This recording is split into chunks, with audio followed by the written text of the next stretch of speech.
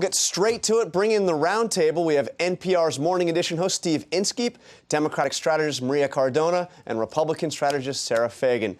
So, Steve, let's get to this debate on the flag, which wasn't a big issue in the last Republican primary, but Mitt Romney has put it out there, strong statement, bring it down. What is going to happen with the party of Lincoln on this issue? Well, let's talk about this. It's always a perilous thing to do, John, to look at one individual who does something like this and ask what are the larger ramifications. People really can take advantage of that. But in this case, you have a young man who has been associated with this online manifesto in which he talks about current events and the broader racial discussion in the country. So that puts it on the table. And you have conservatives, including Romney and others, who are increasingly saying this is a problem for conservatives because conservatives want to make states' rights arguments. And they are discredited when they are associated with this flag because Confederates were effectively making states' rights arguments over slavery generations ago. There's increasingly, it seems to me, an urge to get that out of the way so that Republicans can make their arguments on the issues rather than the past. But Sarah, do you think, are we going to see Republican candidates dance around this? I mean, even Jeb Bush didn't quite. Jeb Bush said, look, I took it down in Florida. He was I think the South Carolina so will do the right thing. But he didn't come right out and say South Carolina should bring it down.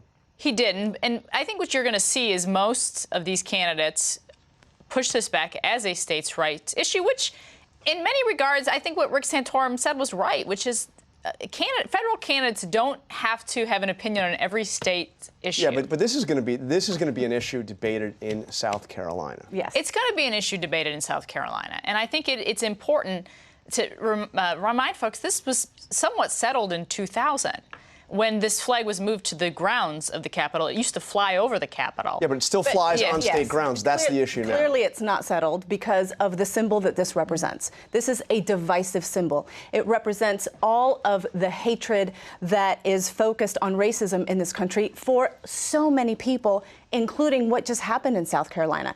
I commend Mitt Romney. I wish every single Republican candidate would have the guts to actually come out and say what needs to happen. And I frankly think it would help the Republican Party moving forward because they do have a problem with inclusiveness, with tolerance. And for a Republican Party that wants to reach the White House, that needs lots more percentage of voters, minorities, Latinos, African Americans, women, this is something that they need to get out of the way so that, like Steve said, they can focus on the issues. I do think it's clearly a symbol of pain for a lot of African Americans, and I do think party leaders need to think about that as we have this debate.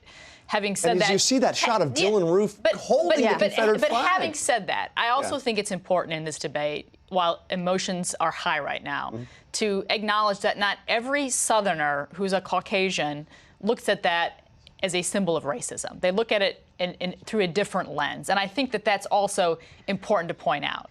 But I think also here what leaders can do is take it off state grounds, right? The government doesn't need to be sanctioning this. And that is the issue with the Confederate flag. And Jeb Bush said that. Look, put it in a museum. Right, which is exactly what President Obama said. But he should have gone further to say, let's take it down. And it's fair. We've heard some voices earlier in the program from South Carolina on both sides of the issue, essentially saying outsiders can't resolve this. South Carolina has to resolve this. So it is perhaps fair for someone like Santorum to say, give them some space. Okay, I want to move on to the other. This was actually a pretty big week in terms of 2016. And one thing I want to get, we had the big announcements, Trump and Jeb Bush, but Bernie Sanders was in some case the story this week. Take a look at some scenes from Bernie Sanders this week.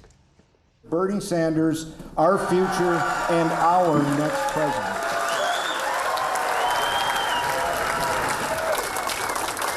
Next time we're going to have to break down the walls. What an inspiration. I couldn't find one single thing I disagreed with.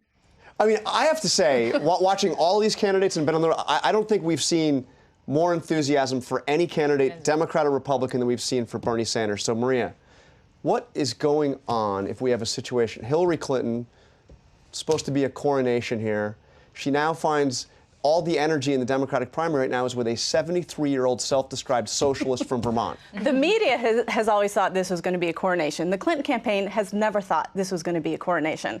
And that's why she is fighting to earn every single vote. Look, Bernie is from a neighboring state. We shouldn't be surprised that there is so much enthusiasm for him. And in fact, we shouldn't be surprised if he does very well in New Hampshire or in Iowa, and perhaps even wins. I think this is good for the Democratic Party, Jonathan, especially because Democrats also also did not want a coronation. Ultimately, as a Hillary supporter, I think she will be the nominee, but she will be that much better of a nominee and that much better of a general election candidate because of Bernie. So the little discussed fact in politics today is that the Democratic base has moved much farther to the left than the Republican base has moved to the right. And that's a fact over the last 2 decades. He is saying what many Democratic activists want to hear, which is why his crowds are big, not only in New Hampshire, but also in Iowa and pretty much everywhere he goes. I think this is a real challenge for Mrs. Clinton.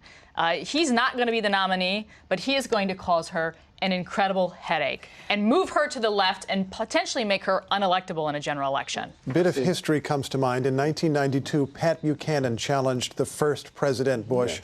Never got anywhere close to him, as I recall, in the primaries, but he was getting votes, and that's New Hampshire, he got like 31% or something. Exactly. So it's like, wow, he got a third of the vote. He was crushed in that primary, but nevertheless, it was seen as a sign of weakness for President Bush. And so the risk for Hillary Clinton is she is seen as weak. But look, but let's also remember, no Democrat has broken 40% in Iowa unless you are from there or unless you are an incumbent or a VP. So again, I think expectations need to be tamped down here. You're bringing down the expectations. We're almost out of time, but we had the 2 big announcements, Trump and Jeb Bush. And if you looked at the sentiment online and the discussions online, Trump was everywhere. Well, Trump was everywhere. What kind of an impact is he going to have on this race? So I think that he, unfortunately for the Republican Party, really cheapens the discourse of this debate. Because, look, there's going to be really tense moments in this race. But none of these candidates, with the exception of Trump, are going to refer to each other as losers, crooks, liars, any number of other insults. He really is just about the soundbite and getting on the news. I mean, he actually even criticized Bush for not wearing a tie.